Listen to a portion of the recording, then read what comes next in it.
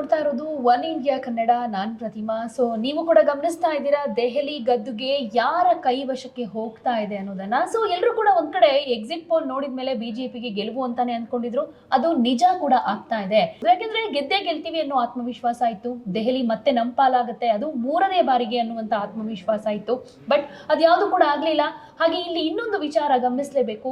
ಕಾಂಗ್ರೆಸ್ ಇಲ್ಲಿ ಒಂದು ಖಾತೆಯನ್ನು ಓಪನ್ ಮಾಡಲಿಲ್ಲ ಅಂತಂದ್ರೆ ಇದು ಎಂತಹ ಹೀನಾಯ ಸೋಲು, ಮುಖಭಂಗ ಅನ್ನೋದನ್ನ ಇಲ್ಲಿ ಕಾಂಗ್ರೆಸ್ ಕೂಡ ಒಂದು ರೀತಿ ಅವಲೋಕನ ಮಾಡ್ಕೊಳ್ಬೇಕಾಗತ್ತೆ. ಏನಾಯ್ತು ದೆಹಲಿಯಲ್ಲಿ ಕಾಂಗ್ರೆಸ್ ಸೋಲಿಗೆ, ಈ ಒಂದು ಹೀನಾಯ ಸ್ಥಿತಿಗೆ ತಲುಪೋದಕ್ಕೆ ಕಾಂಗ್ರೆಸ್ ಏನ್ ಕಾರಣಗಳಿರ್ಬೋದು, ಈ ಎಎಪಿ ಹಿನ್ನಡೆಗೆ ಏನ್ ಕಾರಣಗಳಿರ್ಬೋದು, ಹಾಗೆ ಬಿಜೆಪಿ 47 ಸ್ಥಾನಗಳಲ್ಲಿ ಗೆದ್ಕೊಂಡಿದೆ.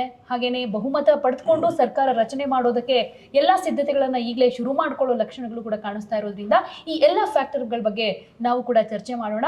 ನಮ್ಮ ಜೊತೆ ಇದ್ದಾರೆ ಎಎಪಿಯ ವಕ್ತಾರರು ನಮ್ಮ ಜೊತೆ ಇದ್ದಾರೆ, ಅವರನ್ನ ವೆಲ್ಕಮ್ ಮಾಡೋಣ. ರವೀಶ್ ಅಂತ ಸರ್, ನಮಸ್ತೆ, ಕಾರ್ಯಕ್ರಮಕ್ಕೆ ಸ್ವಾಗತ. ಸೊ ರವೀಶ್, ನೀವು ಗಮನಿಸ್ತಾ ಇದ್ದೀರಾ ಯಾವ ರೀತಿಯಾದಂತ ಒಂದು ಡೆವಲಪ್ಮೆಂಟ್ ಆಗ್ತಾ ಇದೆ ದೆಹಲಿಯಲ್ಲಿ ಅಂತ. ನೀವು ಕೂಡ ಅನ್ಕೊಂಡಿರ್ಲಿಲ್ಲ ಅಂತ ಅನ್ಸುತ್ತೆ, ಯಾಕೆಂದ್ರೆ ರೀಸೆಂಟ್ ಆಗಿ ನೀವು ಕೂಡ ಹೇಳಿದ್ರಿ ಎಎಪಿ ಗೆದ್ದೇ ಗೆಲ್ಲುತ್ತೆ 100% ಅನ್ನೋ ಕಾನ್ಫಿಡೆಂಟ್ ಇತ್ತು. ಎಕ್ಸಿಟ್ ಪೋಲ್ ಬಂದ್ಮೇಲೂ ಇದೇ ಕಾನ್ಫಿಡೆಂಟ್ ಇತ್ತು. ಖಂಡಿತವಾಗ್ಲೂ ಇದು ಎಕ್ಸಿಟ್ ಪೋಲ್ ಬರೋದಕ್ಕಿಂತ ಮುಂಚೆ ನಮಗೆ ಕಾನ್ಫಿಡೆನ್ಸ್ ಜಾಸ್ತಿ ಇತ್ತು. ಆದ್ರೆ ಈಗ ಬರ್ತಾ ಇರೋ ಫಲಿತಾಂಶ ನೋಡಿ ನಮಗೆ ಸ್ವಲ್ಪ ದಿಗ್ಭ್ರಮೆ ಆಗಿದೆ. ನಾವು ಇದನ್ನ ಎಕ್ಸ್ಪೆಕ್ಟ್ ಮಾಡಿರ್ಲಿಲ್ಲ.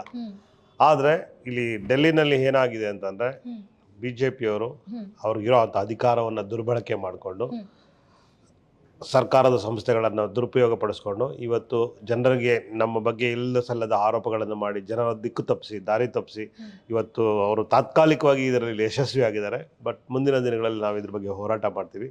ಮುಂದಿನ ದಿನಗಳಲ್ಲಿ ಹೆಚ್ಚು ಕೆಲಸ ಮಾಡಿ ಈ ಭ್ರಷ್ಟಾಚಾರದ ಆರೋಪ ಏನು ನಮ್ಮ ಮೇಲೆ ಹಾಕಿದ್ದಾರೆ ಅದನ್ನು ನಾವು ಹೋಗಲಾಡಿಸಿ ಅದು ಸುಳ್ಳು ಅಂತ ಆಲ್ರೆಡಿ ನಿರೂಪಿಸಿದ್ದೀವಿ. ಮತ್ತೆ ಮತ್ತೆ ಈ ಜನಗಳ ತೀರ್ಮಾನನೇ ಅಂತಿಮ ತೀರ್ಮಾನ ಆಗಿರೋದ್ರಿಂದ ನಾವು ಇದನ್ನು ತಲೆಬಾಗಿ ಸ್ವೀಕಾರ ಮಾಡ್ತೀವಿ. ಬಟ್ ಇನ್ನು ನಡೀತಾ ಇದೆ. ನಾನು ಈಗಲೇ ಇಷ್ಟು ಬೇಗ ಹೇಳಲ್ಲ, ಬಟ್ ಈಗಿರೋ ಮುನ್ಸೂಚನೆ ಎಲ್ಲ ಆಲ್ಮೋಸ್ಟ್ ಮ್ಯಾಜಿಕ್ ನಂಬರ್ ದಾಟ್ ಆಗಿದೆ. ಸಿಕ್ಕಿದೆ ಅಂದ್ರೆ ಅಧಿಕೃತವಾಗಿ ಅನೌನ್ಸ್ ಆಗಬೇಕು ಅಂತ ಬಾಕಿ ಒಂದಿದೆ, ಅದೊಂದೇ ಇರೋದು. ಬಟ್ ಅದರ್ವೈಸ್ 47 ಸ್ಥಾನ ಅಂತಂದ್ರೆ ಆಲ್ಮೋಸ್ಟ್ ಬಿಜೆಪಿ ಕೈಗೆ ಹೋಗಿದೆ ದೆಹಲಿ. 2 ದಶಕಗಳ ಕಾಲ ಅಲ್ಲ, 1 ದಶಕದ ಕಾಲ ನೀವು ಬಿಜೆಪಿ ಇದು ದೆಹಲಿಯನ್ನ ಆಳಿದ್ದು ಅಂದ್ರೆ ದೆಹಲಿ ಜನಕ್ಕೆ ಆ ಆಡಳಿತ ಇಷ್ಟೊಂದು ಅಸಮಾಧಾನ ತರೋದಕ್ಕೆ ಏನ್ ಕಾರಣ ಆಯ್ತು? ಎಷ್ಟೊಂದು ಫ್ರೀ ಫ್ರೀ ಫ್ರೀ ಅಂದ್ಕೊಂಡು ಎಷ್ಟೋ ಯೋಜನೆಗಳನ್ನ ಕೊಟ್ರಿ, ಅದು ಜನರಿಗೆ ರೀಚ್ ಕೂಡ ಆಯಿತು. ಬಹಳಷ್ಟು ಮಂದಿ ಇಷ್ಟಪಟ್ಟರು. ಆಮ್ ಆದ್ಮಿಯಾಗಿ ಇದ್ಕೊಂಡು ನಮಗೆ ನಮ್ಮ ಕಷ್ಟಗಳಿಗೆ ಸ್ಪಂದಿಸ್ತಿದ್ದಾರೆ ಅಂತ ಹೇಳ್ತಾ ಇದ್ದ ದೆಹಲಿ ಜನ ಒಂದೇ ಸಲಕ್ಕೆ ಈ ರೀತಿಯಾಗಿ ತಿರಸ್ಕಾರ ಮಾಡ್ತಾರೆ ಎಎಪಿನ ಅಂತ ಅಂದ್ರೆ ಇಂಥ ಸ್ಥಿತಿಗೆ ಏನ್ ಕಾರಣ ಇರಬಹುದು? ಮೇಡಮ್, ಇದರಲ್ಲಿ ಏನಾಗಿದೆ ಅಂದ್ರೆ ಅತಿ ಮುಖ್ಯವಾಗಿ ಬಿಜೆಪಿಯವರು ಅಲ್ಲಿನ ಮತದಾರರಿಗೆ ನಾವು ಕೊಟ್ಟಿರ್ತಕ್ಕಂಥ ಫ್ರೀ ಸ್ಕೀಮ್ಗಳನ್ನ ಇದು ಸರಿಯಾಗಿ ತಲುಪ್ತಿಲ್ಲ ಅಂತ ಅವರು ರಾಂಗ್ ವೇನಲ್ಲಿ ಜನಗಳಿಗೆ ತಲುಪಿಸಿದ್ದಾರೆ. ಆದರೆ ಸರಿಯಾಗಿ ತಲುಪ್ತಾ ಇತ್ತು ಅದನ್ನು ಇವರು ಕುತಂತ್ರ ರಾಜಕಾರಣದಿಂದ, ದ್ವೇಷ ರಾಜಕಾರಣದಿಂದ, ಅಸೂಯೆ ದ್ವೇಷ ರಾಜಕಾರಣದಿಂದ ನಮ್ಮ ನಾಯಕರ ಮೇಲೆ ಲಿಕ್ಕರ್ ಆರೋಪ ಮಾಡಿ, ಲಿಕ್ಕರ್ ಹಗರಣ ಅದರಲ್ಲಿ ನಡೆದಿಲ್ಲ ಆದರೂ ನಡೆದಿದೆ ಅಂತ ಅವರು ನಿರೂಪಿಸಿದ್ದಾರೆ. ಆ ಒಂದಿನ ಮತ್ತೆ ಅಲ್ಲಿ ದೆಹಲಿ ಏನಂದರೆ ತುಂಬ 2 ಭಾಗ ಇದೆ. ಒಂದು ಅತಿ ಶ್ರೀಮಂತರಿರುವಂಥ ರಾಜ್ಯ, ಮತ್ತು ಶ್ರೀಮಂತರಿರುವಂಥ ಜಾಗ, ಮತ್ತೊಂದು ಅತಿ ಕಡು ಬಡವರಿರುವಂಥ ಜಾಗ. ಈ ಕಡು ಬಡವರಿರೋ ಜಾಗದಲ್ಲಿ ಸಿಗ್ತಾ ಇರ್ತಾ ಎಲ್ಲ ಸೌಲಭ್ಯಗಳನ್ನು ಸಿಗ್ತಾ ಇಲ್ಲ ಅನ್ನೋದನ್ನು ಪೋರ್ಟ್ರೇ ಮಾಡಿದ್ದಾರೆ. ಅದನ್ನು ಹೇಳಿ ಅವರು ಒಂದೇ ವಿಷಯನ 100 ಬಾರಿ ಹೇಳಿ ಜನರ ಮನಸ್ಸಿಗೆ ನಾಟ ಮಾಡಿ ಅವರಲ್ಲಿ ಇರ್ತಕ್ಕಂಥ ಎಲ್ಲ ಸಂಪನ್ಮೂಲಗಳನ್ನು ದುರ್ಬಳಕೆ ಮಾಡಿಕೊಂಡು ಅವರು ಇವತ್ತು ಈ ಚುನಾವಣೆಯಲ್ಲಿ ಯಶಸ್ವಿಯಾಗಿದ್ದಾರೆ. ಆದರೆ ಇದು ತಾತ್ಕಾಲಿಕ ಅಷ್ಟೇ. ನಾವು ನಮ್ಮ ಹೋರಾಟನ ಮತ್ತೆ ಮುಂದುವರಿಸ್ತೀವಿ. ಇದಕ್ಕೇನು ಸೋಲಿಗೆ ಕಾರಣ ಆಗಿದೆ ಅದನ್ನು ನಾವೆಲ್ಲ ಕೂತ್ಕೊಂಡು ಚರ್ಚೆ ಮಾಡ್ತೀವಿ, ಪರಾಮರ್ಶೆ ಮಾಡ್ತೀವಿ. ಸೊ ಎಲ್ಲಿ ಸೋಲಾಗಿದೆ ಅನ್ನೋದನ್ನು ನಾವು ತಿಳ್ಕೊಂಡು ಮುಂದಿನ ದಿನಗಳಲ್ಲಿ ಅದು ಸರಿಪಡಿಸ್ಕೊಂಡು ಮತ್ತೆ ನಮ್ಮ ಹೋರಾಟನ ವೆರಿ ಶಾಕಿಂಗ್ ಅಂತ ಅಂದ್ರೆ ಕೇಜ್ರಿವಾಲ್ ಅವ್ರಿಗೆ ಸೋಲಾಗ್ಬಿಟ್ಟಿದೆ ಅಂತ ಅಂದ್ರೆ ನಿಜಕ್ಕೂ ಶಾಕಿಂಗ್ ಇದು ಎಎಪಿ ಇದಕ್ಕೆ. ಯಾಕೆಂದ್ರೆ ಜೈಲಿಗೆ ಹೋದ್ರು, ರಾಜೀನಾಮೆ ಕೊಡ್ಲಿಲ್ಲ, ಈಚೆ ಬಂದ್ರು, ರಾಜೀನಾಮೆಯನ್ನ ಕೊಟ್ಟರು, ಒಂದಷ್ಟು ಆರೋಪಗಳನ್ನು ಮಾಡಿದ್ರು, ಹಾಗೆ ದೆಹಲಿ ಜನರ ಮೇಲೆ ವಿಶ್ವಾಸ ಇಟ್ಕೊಂಡಿದ್ರು. ಈಗ ನವದೆಹಲಿ ಕ್ಷೇತ್ರದಲ್ಲಿ ಕೇಜ್ರಿವಾಲ್ ಅವ್ರಿಗೇನೆ ಸೋಲಾಗ್ಬಿಟ್ಟಿದೆ ಅಂತ ಅಂದ್ರೆ ನಿಜ ಶಾಕಿಂಗ್ ಅಂತಾನೆ ಅನ್ಸುತ್ತೆ. ಅಂದ್ರೆ ಜನ ಅವ್ರನ್ನ ಅಷ್ಟು ನಂಬಲಿಲ್ವಾ ಹಾಗಾದ್ರೆ? ಯಾಕೆಂದ್ರೆ ಸಿಎಂ 2 ಅವಧಿಗೆ ಸಿಎಂ ಆಗಿದ್ದವ್ರನ್ನೇ ನಂಬಲಿಲ್ಲ ಜನ ಅಂತ ಅಂದ್ರೆ ಸಿಎಂ ಆಗಿನೂ ಗೆಲ್ಲೋದಕ್ಕಾಗ್ಲಿಲ್ಲ ಕೇಜ್ರಿವಾಲ್ಗೆ ಅನ್ನೋದಾದ್ರೆ ಕ್ರೇಜ್ ಹೋಯ್ತಾ ಹಾಗಾದ್ರೆ ದೆಹಲಿ ಜನಕ್ಕೆ? ಕೇಜ್ರಿವಾಲ್ ಕ್ರೇಜ್ ಹೋಯ್ತಾ? ಹೌದು. ಈಗ ಸದ್ಯದ ಭಾರತದ ಪರಿಸ್ಥಿತಿನಲ್ಲಿ ಏನಾಗಿದೆ ಅಂದರೆ Kejriwal targeted by all the parties, ವಿಶೇಷವಾಗಿ 2 ರಾಷ್ಟ್ರೀಯ ಪಕ್ಷಗಳು ಬಿಜೆಪಿ ಮತ್ತು ಕಾಂಗ್ರೆಸ್ ಏನಿದೆ, 2ಕ್ಕೂ ಕೇಜ್ರಿವಾಲ್ ಒಬ್ಬರೇ ಟಾರ್ಗೆಟ್. ಕೇಜ್ರಿವಾಲ್ ಅವರು 2 ಪಕ್ಷಗಳನ್ನು ತಮ್ಮ ಅತ್ಯಂತ ಕಠಿಣ ಶಬ್ದಗಳಿಂದ ನಿಂದಿಸಿದ್ದಾರೆ, ಖಂಡಿಸಿದ್ದಾರೆ. ಹೆಂಗೆ ಖಂಡಿಸಿದ್ದಾರೆ ಅಂದರೆ ಅವ್ರು ಮಾಡೋ ಆ ತಪ್ಪುಗಳನ್ನ ಎಲ್ಲರಿಗೂ ಎಲ್ಲ ಮಾಧ್ಯಮಗಳ ಎದುರಿಗೆ ಮನಸ್ಸು ಬಿಚ್ಚಿ ಅವ್ರು ಮಾಡಿರ್ತಕ್ಕಂಥ ತಪ್ಪುಗಳನ್ನ ಕಡಾಖಂಡಿತವಾಗಿ ಅವರು ನಿಂದಿಸಿರೋದ್ರಿಂದ ಇವರು ಟಾರ್ಗೆಟ್ ಆಗಿದ್ರು. ಇವ್ರ ಮೇಲೆ ಉದ್ದೇಶಪೂರ್ವಕವಾಗಿ ರಾಜಕೀಯ ದ್ವೇಷದಿಂದ ಇವ್ರನ್ನ ಟಾರ್ಗೆಟ್ ಮಾಡಿ ಎರಡೂ ಪಕ್ಷಗಳು ಸೇರಿ ಅಲ್ಲಿ ಅವರನ್ನು ಸೋಲಿಸೋರಲ್ಲಿ ಯಶಸ್ವಿಯಾಗಿದ್ದಾರೆ. ಇದು ಕೇಜ್ರಿವಾಲ್ ಅವ್ರ ಸೋಲಲ್ಲ, ಅಲ್ಲಿನ ಸೋಲು, ದಿಲ್ಲಿ ನಾಗರಿಕರ ಸೋಲು ಅಂತಲೂ ನಾನು ಹೇಳಕ್ಕೆ ಇಚ್ಛಿಸ್ತೇನೆ. ಜೊತೆಗೆ CM ಸ್ಥಾನದಲ್ಲಿದ್ದಂಥ ಅತೀಶಿಗೂ ಕೂಡ ಸೋಲಾಗಿದೆ. ಅಂದರೆ AAPನ ಘಟಾನುಘಟಿ ನಾಯಕರೇ BJP ಮುಂದೆ ಶರಣಾಗ್ಬಿಟ್ಟಿದ್ದಾರೆ ಅಂತ ಅಂದರೆ ಅಷ್ಟರ ಮಟ್ಟಿಗೆ AAP ದೆಹಲಿ ಜನರಿಗೆ ಬೇಡವಾಯ್ತಾ ಅಂತ. ನಾನಾಗಲೇ ಹೇಳಿದಾಗೆ ಅಷ್ಟೊಂದು ಫ್ರೀ ಯೋಜನೆಗಳನ್ನು ಕೊಟ್ಟರು, ಇದು ಮಾಡಿದರು, ಭ್ರಷ್ಟಾಚಾರದ ಆರೋಪ ಬಂತು, ಜೈಲಿಗೆ ಹೋದರು, ಬಂದರು, ಯಮುನಾ ನದಿ ನೀರಿನ ವಿಚಾರವಾಗಿ ಒಂದಷ್ಟು ಇದಾಯಿತು, ಇನ್ನು ಶಿಕ್ಷಣದ ವಿಚಾರದಲ್ಲಿ ಒಂದಷ್ಟು ಬೆಳವಣಿಗೆಗಳನ್ನು ನೋಡಿ ದೆಹಲಿ ಜನ ರೋಸ್ ಹೋಗಿದ್ದಾರೆ ಅನ್ನುವಂಥ ಆರೋಪಗಳನ್ನು ಮಾಡಿದರು. ಅಂದರೆ ಇಲ್ಲಿ BJP ಗ್ರೌಂಡ್ ಲೆವೆಲ್ನಲ್ಲಿ ಮಾಡಿದಂತಹ ಕೆಲಸಗಳು ಇಲ್ಲಿ AAPಗೆ ದೆಹಲಿ ಕೈತಪ್ಪೋ ಹಾಗೆ ಮಾಡಿತು ಅಂತ ಅನ್ಸುತ್ತಾ? ಖಂಡಿತವಾಗ್ಲೂ ನಾನು ಈ ಮಾತನ್ನು ಒಪ್ಪಲ್ಲ. ಏನು ಮಾಡಿದೆ ಅಂದರೆ ಭಾವನಾತ್ಮಕವಾಗಿ ಇಲ್ಲಿ ಪ್ರಚೋದನೆ ಮಾಡಿದೆ ಜನಗಳಲ್ಲಿ. ಭಾವನಾತ್ಮಕ ವಿಷಯ ಅಂದರೆ ಅವ್ರದ್ದು ಧರ್ಮ ದಂಗಲ್, ಯಮುನಾ ನದಿ ಮಲಿನ ಆಗಿದೆ. ಯಮುನಾ ನದಿಗೆ ಕೊಳಚೆ ನೀರು ಬರೋದು ಎಲ್ಲಿಂದ? ಹರಿಯಾಣದಿಂದ. ಹರಿಯಾಣ ಇರೋದು ಭಾರತೀಯ ಜನತಾ ಪಾರ್ಟಿ ಸರ್ಕಾರ. ಇವರು ಯಾವ್ಯಾವ ವಿಷಯಗಳನ್ನು ಸ್ಥಳಾಂತರಿಸಿ ವಿಷಯನ ಡೈವರ್ಷನ್ ಮಾಡಿ ಜನಗಳಿಗೆ ರಾಂಗ್ ಇನ್ಫಾರ್ಮೇಶನ್ ತಲುಪಿಸೋರಲ್ಲಿ ಇವರು ನಿಸ್ಸೀಮರಿದ್ದಾರೆ. ಇದನ್ನ ಕೇವಲ BJP ಮಾತ್ರ ಮಾಡಲಿಲ್ಲ. ರಾಹುಲ್ ಗಾಂಧಿ ಅವರೇ, ನೀವೇ ನೋಡಿದ್ರಿ, ಮೊನ್ನೆ ಒಂದು ಬಾಟಲ್ ನೀರು ಇಟ್ಕೊಂಡು ಈ ನೀರನ್ನ ಕೇಜ್ರಿವಾಲ್ ಅವ್ರು ಕುಡಿದು ನೋಡ್ಲಿ, ನಾನು ಒಂದು ತೊಟ್ಟು ನೀರು ಕುಡಿಲಿ, ನೆಕ್ಸ್ಟ್ ನಾನು ಅವ್ರನ್ನ ಹಾಸ್ಪಿಟಲಲ್ಲಿ ಹೋಗಿ ನೋಡ್ತೀನಿ ಅಂತ ಹೇಳಿದ್ರು. ಖಂಡಿತವಾಗ್ಲೂ ಈ ಯಮುನಾ ನದಿ ವಿಷಯದಲ್ಲಿ ಮಾತಾಡಬೇಕಂದ್ರೆ ಎರಡೂ ಪಕ್ಷಗಳು ಅಲ್ಲಿ ರಾಜಕೀಯ ಮಾಡಿದೆ, ಎರಡೂ ಪಕ್ಷಗಳು ಅಲ್ಲಿ ಸರ್ಕಾರ ನಡೆಸಿದೆ, ಎರಡೂ ಪಕ್ಷಗಳು ಕಾಂಗ್ರೆಸ್ 15 ವರ್ಷ ಸತತವಾಗಿ ಸರ್ಕಾರ ನಡೆಸಿದೆ. ಆದರೂ ಅವರಲ್ಲಿ ಸ್ವಚ್ಛ ಮಾಡಬೇಕಿತ್ತು, ಮಾಡಿಲ್ಲ, ಸ್ವಚ್ಛತೆ ಮಾಡಿಲ್ಲ. BJP ರಾಷ್ಟ್ರದಲ್ಲಿ ತುಂಬ ಪ್ರಬಲವಾದಂಥ, ಇಡೀ ವಿಶ್ವದಲ್ಲಿ ಅತಿ ಹೆಚ್ಚು ಸದಸ್ಯರನ್ನು ಹೊಂದಿರತಕ್ಕಂಥ ಪಕ್ಷ, ಅತಿ ಹೆಚ್ಚು ಮೆಜಾರಿಟಿ 2 ಬಾರಿ ಮ್ಯಾಂಡೇಟರಿ ಕೊಟ್ಟಿದ್ದೀವಿ ನಾವು ಅವ್ರಿಗೆ. ಅವರು ಮಾಡ್ಬೋದಿತ್ತು, ಯಾಕೆ ಮಾಡಿಲ್ಲ ಅಂದರೆ ದ್ವೇಷ ರಾಜಕೀಯ ಮಾಡಿದೆ. ಕೇಜ್ರಿವಾಲ್ ಅವರೇ ಮಾಡಲಿ, ಟ್ಯಾಕ್ಸ್ ತಗೊಳಕ್ಕೆ ಮಾತ್ರ ಇವರು, ಆದರೆ ಸ್ವಚ್ಛ ಮಾಡೋದಕ್ಕೆ ಮಾತ್ರ ಇವರೇನಂದರೆ ಪಕ್ಷಪಾತ ಮಾಡ್ತಾರೆ, ಸ್ವಜನ ಪಕ್ಷಪಾತ ಮಾಡ್ತಾರೆ, ದ್ವೇಷ ರಾಜಕೀಯ ಮಾಡ್ತಾರೆ. ಅಲ್ಲಿ ಉದ್ದೇಶಪೂರ್ವಕವಾಗಿ ಯಮುನಾ ನದಿನ ಮಲಿನ ಮಾಡಿಸಿದ್ದೇ BJP ಅವರು. ಅದನ್ನ ಸ್ವಚ್ಛತೆ ಮಾಡೋಕ್ಕೆ ಇವರಿಗೆ ಹಣಕಾಸು ಕೊಟ್ಟು ಕೂಡ ನೀವು ನೋಡಿದ್ದೀರಾ ಯಾವ ರೀತಿಯಾದಂತಹ ಟಾಕ್ ವಾರ್ ನಡೀತು ಅಂತ. ಯಾಕೆಂದ್ರೆ ಯಮುನಾ ನೀರು ಗಲೀಜಾಗಿ ಅದನ್ನ ರಾಜಕೀಯವಾಗಿ BJP ಲಾಭ ಪಡ್ಕೊಳ್ತಿದೆ ಅನ್ನುವಂತ ಸುಳ್ಳು ಆರೋಪವನ್ನ ಮಾಡ್ತಾ ಇದ್ದಾರೆ ಅರವಿಂದ್ ಕೇಜ್ರಿವಾಲ್ ಅವರು. ಅಂದ್ರೆ ಅವರಿಗೆ ಮುಂದೆ ನಾನು ಸೋಲ್ತೀನಿ ಅನ್ನೋದು ಗೊತ್ತಾಗಿದೆ, ಆ ಅಸಹಾಯಕತೆಗೆ ಈ ತರ ಮಾತಾಡ್ತಾ ಇದ್ದಾರೆ ಅನ್ನುವಂತ ಮಾತು ಕೇಳಿ ಬಂತು. ಅಂದ್ರೆ ಈ ಆರೋಪವನ್ನ ಎಲ್ಲರೂ ಕೂಡ ಅಲ್ಲಗಳೆದ್ರು. ಯಾಕೆಂದ್ರೆ ಬೇಕಂತ ನದಿ ನೀರಿಗೆ ವಿಷ ಸೇರಿಸಿ ಅದು ವಿಷಮಯವಾಗಿದೆ ಅಂತ ಬಿಂಬಿಸ್ಕೊಳ್ಳೋ ಅಗತ್ಯ ನಮಗಿಲ್ಲ ಅಂತ BJP ಹೇಳಿದ್ರು. ಎಲ್ಲವನ್ನೂ ಕೂಡ ಆರೋಪ ಮಾಡಿ ಅವ್ರ ಮೇಲೆ ಬೊಟ್ಟು ಮಾಡಿ ತೋರಿಸಿ ಅರವಿಂದ್ ಕೇಜ್ರಿವಾಲ್ ಒಂದ್ ಕಡೆ ಎಲ್ಲರ ಒಂದು, ನೀವಾಗಲೇ ಹೇಳಿದಾಗೆ ಟಾರ್ಗೆಟ್ಗೆ ಗುರಿಯಾಗ್ಬಿಟ್ಟಿದ್ದಾರೆ. ಇದು ಹಾಗೆ ಆಗಿರ್ಬೋದಲ್ಲ? ಖಂಡಿತವಾಗ್ಲೂ ಆಗಿಲ್ಲ. ಇವ್ರು ಮಾಡಿರೋದೇನಂದ್ರೆ ಇದು ಸತ್ಯ. BJP ಮಾಡಿರೋದು ಅದರಲ್ಲಿ 100ಕ್ಕೆ 100ರಷ್ಟು ಸತ್ಯ. ಹೆಂಗೆ ಅಂದರೆ ಮನೆ ಮುಂದೆ ಮಾಡೋದೆಲ್ಲ ಅನಾಚಾರ, ಮನೆ ಮುಂದೆ ಬೃಂದಾವನ ಅನ್ನೋ ಹಾಗೆ ಇವರು BJP ಅವರೆಲ್ಲ ಹೇಳೋದೇ ಒಂದು, ಮಾಡೋದೇ ಒಂದು. ಜನರಿಗೆ ಯಾವಾಗಲೂ ದಾರಿ ದಿಕ್ಕು ತಪ್ಪಿಸೋರಲ್ಲಿ ನಿಸ್ಸೀಮರಿದ್ದಾರೆ. ಅಲ್ಲಿ ಆಗಿರೋದು ಘಟನೆ ಏನಂದರೆ, ನಿಮಗೆ ಯಮುನಾ ನದಿ ಮಲಿನ ಆಗಿರೋದು ಸತ್ಯ. ಅದನ್ನು ಸ್ವಚ್ಛ ಮಾಡೋಕ್ಕೆ ಒಂದೇ ರಾಜ್ಯ, ನಮ್ಮದು ಸಣ್ಣ ರಾಜ್ಯ, ಅಲ್ಲಿರೋ ಸಂಪನ್ಮೂಲಗಳಲ್ಲಿ ಸಾಕಾಗಿಲ್ಲ. ಆದರೆ ಅತಿ ಹೆಚ್ಚು ತೆರಿಗೆಯನ್ನು ತಗೊಂಡಿರೂ ಸಹ ಅಲ್ಲಿ ಯಾವ್ಯಾವುದು BJP-ಯೇತರ ಪಕ್ಷಗಳಿರ್ತದೆ, BJP-ತರ ಸರ್ಕಾರಗಳಿರ್ತದೆ, ಅಲ್ಲಿ BJP ಯಾವಾಗಲೂ ಅವರಿಗೆ ಸಹಕಾರ ಕೊಡೋದಿಲ್ಲ. ಕೆಲಸ ಮಾಡೋದಕ್ಕೆ ಆಗಲಿ, ಕಾನೂನು ವ್ಯವಸ್ಥೆಗಾಗಲಿ, ಅಭಿವೃದ್ಧಿ ಕೆಲಸಗಳಿಗೆ ಅವರು ಸಹಕಾರ ಕೊಡಲ್ಲ. ಯಾವತ್ತೂ ಅವರು ಹಿಂಬಾಗಿಲಿನಿಂದ ಬರೋಕ್ಕೆ ಪ್ರಯತ್ನ ಮಾಡ್ತಾರೆ. ಹಿಂಬಾಗಿಲಿಂದ ಬರೋಕ್ಕೆ ಯಶಸ್ವಿ ಆಗಲ್ಲ ಅಂದರೆ, ಅಲ್ಲೂ ಆಗಿಲ್ಲ ಅಂದರೆ ಅವರು ಯಾರು ಆಡಳಿತ ಪಕ್ಷ ಇರ್ತಾರೆ ಅವ್ರ ಮೇಲೆ ಆರೋಪಗಳನ್ನು ಮಾಡಿ, ಸುಳ್ಳು ಆರೋಪಗಳನ್ನು ಮಾಡಿ, ಅವರ ಶಕ್ತಿಯನ್ನು ಕುಗ್ಗಿಸಿ, ಅವ್ರಿಗೆ ಜನಸಾಮಾನ್ಯರಲ್ಲಿ ಅವ್ರ ಬಗ್ಗೆ ದ್ವೇಷ ಅಸೂಯೆಯನ್ನು ಉಂಟು ಮಾಡಿ ಅಲ್ಲಿ ಗೆಲ್ಲೋದಕ್ಕೆ ಇವರು ಪ್ರಯತ್ನ ಮಾಡ್ತಾರೆ.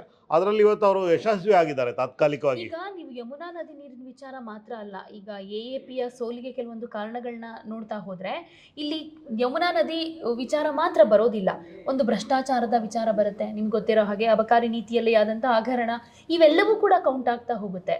At the same time Delhi ಜನಕ್ಕೆ ಯೋಜನೆಗಳು ಸರಿಯಾಗಿ ರೀಚ್ ಆಗ್ತಾ ಇಲ್ಲ ಅನ್ನುವಂಥ ಆರೋಪಗಳನ್ನು ಕೂಡ BJP ಮಾಡ್ತು. ಬಟ್ ನೀವು ಅದನ್ನು ಸುಳ್ಳು ಅಂತ ಹೇಳಿದ್ರಿ ಅಲ್ವಾ? ಜೊತೆಗೆ ಕಾಂಗ್ರೆಸ್ ಜೊತೆ ಕೈ ಜೋಡಿಸಿದ್ರೆ, ಇಂಡಿ ಒಕ್ಕೂಟದಲ್ಲಿ ಅರವಿಂದ್ ಕೇಜ್ರಿವಾಲ್ ಅವರು ಇದ್ದಿದ್ದೇ ಆಗಿದ್ರೆ ಅಸೆಂಬ್ಲಿ ಎಲೆಕ್ಷನ್ನ ನಾವು ಸಪ್ರೇಟ್ ಆಗಿ ಫೇಸ್ ಮಾಡ್ತೀವಿ ಅಂತ ಹೊರಗಡೆ ಬಂದ್ರು. ಇನ್ ಕೇಸ್ ಜೊತೆಲೇ ನಿಂತು ಫೇಸ್ ಮಾಡಿದ್ರೆ ಇವತ್ತು ಆಪ್ ಗೆಲ್ಬಹುದಾಗಿತ್ತಾ? ಈ ಮಾತನ್ನ ನಾನು ವೈಯಕ್ತಿಕವಾಗಿ ನಾನು ಒಪ್ಕೋತೀನಿ. ನಾವು ಏನಾದರೂ ಅಲಯನ್ಸ್ ಇದ್ದಿದ್ರೆ ಗೆಲ್ಲೋ ಸಾಧ್ಯತೆ ಜಾಸ್ತಿ ಇರ್ತಿತ್ತು. ಆದರೆ ಅದು ರಾಷ್ಟ್ರದ ನಾಯಕರು ಯಾವ ವಿಷಯ ಆಧಾರಿತ ಇಟ್ಕೊಂಡು ಆ ನಿರ್ಧಾರ ತಗೊಂಡಿದ್ದಾರೆ ಅದ್ರ ಬಗ್ಗೆ ನನಗೆ ಮಾಹಿತಿ ಇಲ್ಲ, ನನಗೆ ಗೊತ್ತಿಲ್ಲ. ಆದರೆ ನಾವು ಏನಾದರೂ ಕಾಂಗ್ರೆಸ್ ಜೊತೆ ಅಲಯನ್ಸ್ ಮಾಡಿದರೆ ಇವತ್ತು 100ಕ್ಕೆ 100% ನಮಗೆ ಗೆಲುವು ಸಿಗೋ ಸಾಧ್ಯತೆ ಇತ್ತು ಅಂತ ಇದು ನನ್ನ ವೈಯಕ್ತಿಕ ಅಭಿಪ್ರಾಯ. ಅದು ಬಿಟ್ಟು ನೀವು ಹೇಳಿದಾಗೆ ಜನಗಳಿಗೆ ಏನೇನು ಸೌಲಭ್ಯಗಳು ನಮ್ಮ ದೆಹಲಿ ಸರ್ಕಾರ ಕೊಡಬೇಕಾಗಿತ್ತು ಅದೆಲ್ಲ ಕೊಟ್ಟಿದೆ, ತಲುಪಿದೆ. ಆದರೆ ಇವರು ಇದರಲ್ಲಿ ಧರ್ಮದಂಗಲನ್ನು ಸೇರಿಸಿ ಜನಗಳಿಗೆ ಧರ್ಮದ ಬಗ್ಗೆ ಭಿನ್ನಾಭಿಪ್ರಾಯ ಥರ ಮಾಡೋದಕ್ಕೆ ಪ್ರಯತ್ನ ಮಾಡಿ ಅದರಲ್ಲಿ ಅವರು ಯಶಸ್ವಿಯಾಗಿದ್ದಾರೆ. ಜನಗಳ ಮನಸ್ಸನ್ನು ಕೆಡಿಸಿ ಜನಗಳಿಗೆ ದಾರಿ ತಪ್ಪಿಸಿ ಇವತ್ತು ಅಧಿಕಾರಕ್ಕೆ ಬಂದರೆ ಅಂತಿಮವಾಗಿ ನಾವು ಪ್ರಜಾಪ್ರಭುತ್ವದಲ್ಲಿ ಚುನಾವಣೆಯ ಫಲಿತಾಂಶ ಏನು ಬರುತ್ತೆ ಜನರ ತೀರ್ಮಾನನ ನಾವೆಲ್ಲರೂ ಒಪ್ಕೊಳ್ಳೇಬೇಕಾಗುತ್ತೆ. ಸೊ ಜನರ ತೀರ್ಮಾನಕ್ಕೆ ನಾವು ತಲೆ ಬಾಗ್ಲೇಬೇಕು. ಧರ್ಮದಂಗಲ್ ಅಂತ ಹೇಳಿದ್ರಿ, ನಮ್ಮ ರಾಜ್ಯ ರಾಜಕಾರಣದಲ್ಲಿ ಒಂದಷ್ಟು ನೋಡಿದೀವಿ ಧರ್ಮದಂಗಲ್ ಅನ್ನೋ ವಿಚಾರಕ್ಕೆ ಸಂಬಂಧಪಟ್ಟ ಹಾಗೆ ಏನೇನಾಯ್ತು ಅಂತ. ಬಟ್ ದೆಹಲಿ ಮಟ್ಟಕ್ಕೆ ಅದು ಧರ್ಮದಂಗಲ್ ಅನ್ನೋದನ್ನ ಬಿಜೆಪಿ ಅದನ್ನ ಎನ್ಕ್ಯಾಶ್ ಮಾಡ್ಕೊಳ್ತು ಅಂತ ಹೇಗೆ ಹೇಳ್ತೀರಾ? ಖಂಡಿತ ಹೇಳ್ತೀವಿ. ಯಾಕಂದ್ರೆ ಡೆಲ್ಲಿನಲ್ಲಿ ಬಂದ್ಬಿಟ್ಟು ಕನಿಷ್ಠ ಒಂದು 50 ಭಾಗ ಬೇರೆ ಬೇರೆ ಬೇರೆ ರಾಜ್ಯಗಳಿಂದ ಬಂದು ಅಲ್ಲಿ ನೆಲೆಸಿರ್ತಕ್ಕಂಥವ್ರು. ಅದರಲ್ಲಿ ಹೆಚ್ಚು ಯಾರ್ಯಾರು ಬೇರೆ ಬೇರೆ ರಾಜ್ಯಗಳಿಂದ ಬಂದು ನೆಲೆಸಿದ್ದಾರೆ ಅವರೆಲ್ಲರೂ ಕೂಲಿ ಕಾರ್ಮಿಕ ವರ್ಗದ ಜನಾಂಗ. ಅತಿ ಹೆಚ್ಚು ಬಿಹಾರದಿಂದ ಹೋಗಿರೋರು, ಉತ್ತರ ಪ್ರದೇಶದಿಂದ ಹೋಗಿರೋರು, ಸ್ವಲ್ಪ ಜನ ಹರಿಯಾಣದಿಂದ ಹೋಗಿರೋರು, ಅಲ್ಲಿ ಬೇರೆ ಬೇರೆ ಸಮುದಾಯದವರು ಅವ್ರ ರಾಜ್ಯಗಳಲ್ಲಿ ಕೆಲಸ ಕಾರ್ಯ ಇಲ್ಲದೆ ಡೆಲ್ಲಿನಲ್ಲಿ ಹೋಗಿ ಕೆಲಸ ಮಾಡೋದು. ಇದನ್ನು ಅವರು ದುರುಪಯೋಗ ಪಡಿಸ್ಕೊಂಡಿದ್ದಾರೆ. ಉದಾಹರಣೆಗೆ ಉತ್ತರ ಪ್ರದೇಶದಲ್ಲಿ ಹೋದಾಗ ಯಾವುದೋ ಮುಸ್ಲಿಮ್ಸ್ ಓಟುಗಳು ಅತಿ ನಿರ್ಣಾಯಕ ಅಂತ ನಮ್ಗೆಲ್ರಿಗೂ ಗೊತ್ತು. ಅದು ಇವಾಗ ಡೆಲ್ಲಿನಲ್ಲೂ ಹಾಗೇನೇ ಆಗಿತ್ತು. ಯಾವುದೋ ಮುಸಲ್ಮಾನರ ಓಟುಗಳು ಜಾಸ್ತಿ ಈಗ ಕಾಂಗ್ರೆಸ್ಸಿಗೆ ಬರ್ತಾ ಇತ್ತು. ಮುಂಚೆ ಕಾಂಗ್ರೆಸ್ಸಿಂದ AAPಗೆ ಶಿಫ್ಟ್ ಆಯಿತು. ಯಾಕೆ ಅಂದರೆ ಕಾಂಗ್ರೆಸ್ಸು ತನ್ನ ಶಕ್ತಿ ಕುಂದಿಸ್ಕೊಳ್ತು, BJPನ ಜೊತೆ ವಿರುದ್ಧ ಹೋರಾಡೋದಕ್ಕೆ ಆಗಲಿಲ್ಲ. ಅದಕ್ಕೆ ಆವಾಗ ಏನು ಮಾಡಿದ್ರು, ಇಲ್ಲಿ ಯಾರು ಹಿಂದುಳಿದ ವರ್ಗ, ಮಧ್ಯಮ ಹಿಂದುಳಿದ ವರ್ಗ ಮತ್ತು ದಲಿತರು ಮತ್ತು ಅಲ್ಪಸಂಖ್ಯಾತರೆಲ್ಲ ಆಮ್ ಆದ್ಮಿ ಪಕ್ಷಕ್ಕೆ ಬೆಂಬಲಿಸಿದ್ರು. ಅಲ್ಲಿ ನಾವು ಅವ್ರಿಗೆ ನಮ್ಗೆ ಅಧಿಕಾರ ಸಿಕ್ತು, ನಾವು ಕೆಲಸ ಮಾಡಿದ್ವಿ. ಆದರೆ ನಮ್ಮ ಯಶಸ್ಸನ್ನು ಸಹಿಸ್ಕೊಳ್ಳೋಕ್ಕಾಗದೆ ಈಗ ನಾನು ನಿಮಗೆ ಉದಾಹರಣೆ ಹೇಳ್ತೀನಿ. ಡೆಲ್ಲಿನಲ್ಲಿ 1,500 ಮೊಹಲ್ಲಾ ಕ್ಲಿನಿಕ್ಗಳು, ಸುಸಜ್ಜಿತ ಸುವ್ಯವಸ್ಥೆ ಇರುವಂಥ ಮೊಹಲ್ಲಾ ಕ್ಲಿನಿಕ್ಗಳು ಯಶಸ್ವಿಯಾಗಿ ಕಾರ್ಯನಿರ್ವಹಿಸ್ತಾ ಇದೆ. ಈಗ ಆ ಅನುಕೂಲಗಳನ್ನು ಇವರೆಲ್ಲ ಕಿತ್ತಾಕ್ತಾರೆ. ಇಲ್ಲ, ಬಿಜೆಪಿ ಅವ್ರು ಹೇಳಿದ್ರು, ಅವರು ಮ್ಯಾನಿಫೆಸ್ಟೋದಲ್ಲಿ ಹೇಳುವಂಥ ಟೈಮ್ನಲ್ಲೇ ನಾವು ಕೇಜ್ರಿವಾಲ್ ಸರ್ಕಾರದಲ್ಲಿ ಏನೇನು ನಿಮಗೆ ಯೋಜನೆಗಳು ಬರ್ತಾ ಇದ್ವು, ಫ್ರೀ ಬಸ್ ಆಗಿರ್ಬೋದು, ಫ್ರೀ ನೀರಾಗಿರ್ಬೋದು, ಫ್ರೀ ಕರೆಂಟ್ ಆಗಿರ್ಬೋದು, ಇದ್ಯಾವುದನ್ನು ಕಿತ್ಕೊಳ್ಳೋದಿಲ್ಲ, ಅದನ್ನು ಹಾಗೆ ಕಂಟಿನ್ಯೂ ಮಾಡ್ತೀವಿ, ಅದರ ಜೊತೆಗೆ ಒಂದಷ್ಟು ನಮ್ಮದೇ ಆದಂಥ ಯೋಜನೆಗಳನ್ನು ಜಾರಿಗೆ ತರ್ತೀವಿ ಅಂತ ಹೇಳಿದರು. ಇದು ದೆಹಲಿ ಮತದಾರರಿಗೆ ಒಂದು ರೀತಿ ಅವರನ್ನು ಸೆಳೆಯೋದ್ರಲ್ಲಿ ಬಿಜೆಪಿಲಿ ಸಕ್ಸಸ್ ಆಯಿತು ಅಂತ ಹೇಳ್ಬೋದಲ್ವಾ?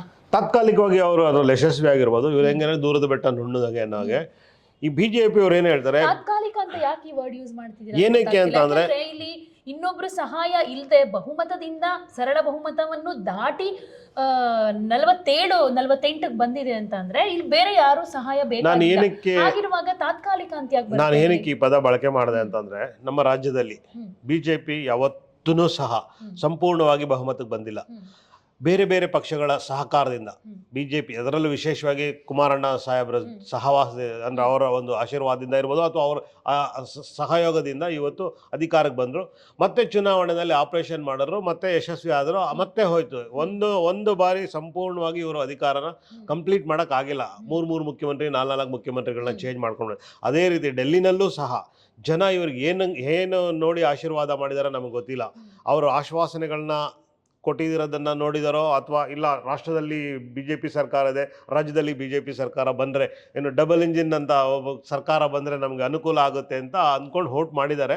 ಆದರೆ ದೆಹಲಿಲಿರೋ ಜನಕ್ಕೆ ಇಲ್ಲಿರೋಗೆ ವ್ಯತ್ಯಾಸ ನೋಡಿದ್ರೆ ಕರ್ನಾಟಕ ಜನ ಅದೇ ಥರ ತಿಳ್ಕೊಂಡು ವೋಟ್ ಮಾಡಿದ್ರು. ಇವತ್ತು ಅನುಭವಿಸಿದ್ರು. ಕಳೆದ 3.5 ವರ್ಷ ರಾಜ್ಯ ಕಂಡು ಕೇಳರಿಯದಷ್ಟು ಭ್ರಷ್ಟಾಚಾರ ಆಯಿತು, ಹಗರಣಗಳಾಯಿತು, ಹಿಜಾಬ್ ಗಲಾಟೆ ಆಯಿತು, ಮತ್ತು ಹನುಮಾನ್ ಗಲಾಟೆ ಆಯಿತು, ಮತ್ತು ಸ್ಕೂಲು ಶಾಲೆಗಳು ಎಲ್ಲದನ್ನು ಕಂಟಿನ್ಯೂಸ್ 3 ವರ್ಷ ಯಾವುದೂ ಸಹ ಅಭಿವೃದ್ಧಿ ಕಾರ್ಯಗಳೆಲ್ಲ ಬರೀ ಬೆಳಗ್ಗೆಯಿಂದ ಸಂಜೆವರೆಗೂ ರಾಜಕೀಯ ಧರ್ಮದ್ವೇಷ ದಂಗಲ್ ಇದೇ ನಡ್ಕೊಂಬಂತು. ಡೆಲ್ಲಿನಲ್ಲೂ ಸಹ ಮುಂದಿನ ದಿನಗಳಲ್ಲಿ ಅದೇ ಥರ ಆಗುತ್ತೆ. ಏನಕ್ಕಾಗುತ್ತೆ ಅಂತಂದರೆ ಅವ್ರು ಎಲ್ಲೆಲ್ಲಿ ಕಾಲಿಡ್ತಾರೆ ಅಲ್ಲೆಲ್ಲನೂ ಡಿವೈಡ್ ಆ್ಯಂಡ್ ರೂಲ್ ಪಾಲಿಸಿ ಮಾಡ್ತಾ ಇದ್ದಾರೆ BJP ಅವರು. ಅದರಲ್ಲಿ ಅವರು ತಕ್ಷಣಕ್ಕೆ ಮಾತ್ರ ಯಶಸ್ವಿ ಆಗ್ತಾರೆ, ಲಾಂಗ್ ಟರ್ಮಲ್ಲಿ ಅವರು ಅದರಲ್ಲಿ ಯಶಸ್ವಿ ಆಗಲ್ಲ. ನೀವು ಹೇಳ್ತಿರೋ ಮಾತು ಕರ್ನಾಟಕ ರಾಜಕೀಯದಲ್ಲಿ ಅದಾಯ್ತು, ಬಟ್ ನಾನು ದೆಹಲಿ ರಾಜಕಾರಣದ ಮಟ್ಟಿಗೆ ಯಾಕೆ ಮಾತಾಡ್ತಿದ್ದೀನಿ ಅಂತಂದ್ರೆ ಇಲ್ಲಿ ಸ್ಥಾನಗಳ ಕೊರತೆ ಅಂತ ಏನು ಕಮ್ಮಿ ಬರೋದಿಲ್ಲ. 36 ಮ್ಯಾಜಿಕ್ ನಂಬರ್ ಅಂತಂದ್ರೆ ಇವ್ರು 47 ದಾಟ್ ಆಗಿದೆ. ಹೀಗಿರುವಾಗ ಅಂತಹ ಪರಿಸ್ಥಿತಿ ನಿರ್ಮಾಣ ಆಗೋದಕ್ಕೆ ಸಾಧ್ಯ ಇಲ್ಲ. ಆಸ್ ಎ AAP ಪಕ್ಷ ಅಂತ ಬಂದಾಗ ನೀವು ಆ ಥರ ಆರೋಪ ಮಾಡೋದು ಸಹಜ ಅಂತ ಹೇಳ್ಬಹುದು, ಬಟ್ ಪ್ರಾಕ್ಟಿಕಲಿ ಅದು ಇಂಪಾಸಿಬಲ್ ಅಂತ ನನಗನ್ಸುತ್ತೆ. ಬಟ್ ನೋಡೋಣ, ನೀವು ಹೇಳಿದ ಹಾಗೇನೆ ತಾತ್ಕಾಲಿಕವಾಗಿರುತ್ತಾ, ಹಾಗೇನೆ ಬೇರೆ ಸಮಸ್ಯೆಗಳು ಕ್ರಿಯೇಟ್ ಆಗುತ್ತಾ ಗೊತ್ತಿಲ್ಲ. ನೋಡೋಣ, ಅದ್ರ ಬಗ್ಗೆ ಇನ್ನೊಂದ್ಸಲ ಮಾತಾಡೋಣ.